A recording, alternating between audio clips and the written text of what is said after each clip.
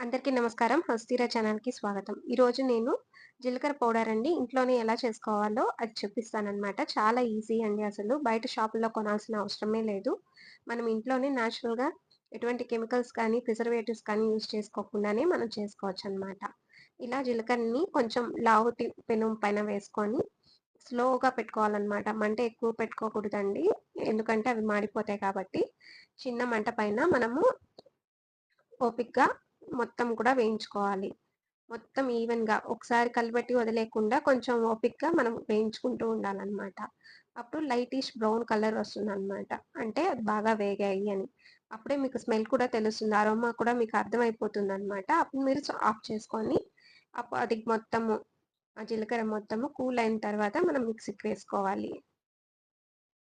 ఇప్పుడు వాటిని మనం మిక్సీలోకి వేసుకొని, మీరు ఫైన్ పౌడర్ కావాలంటే అలా అయినా చేసుకోవచ్చు. కొంచెం బరకగా కావాలన్నా కూడా అలా అయినా చేసుకోవచ్చు. ఎందుకంటే మజ్జిగలో వాటిల్లో యూజ్ చేసుకుంటారు కాబట్టి, మీరు అలా అయినా బరకగా కూడా యూజ్ చేసుకోవచ్చనమాట. ఇప్పుడు చూసారా పౌడరు? మీకు ఆ స్మెల్లే మీకు అర్థమైపోతుందండి. చాలా బావుంటుంది. మనం దీనికోసం ఫ్రిడ్జ్‌లో ఏమి స్టోర్ చేయాల్సిన అవసరం లేదు. బయటనే మనం స్టోర్ చేసుకోవచ్చు.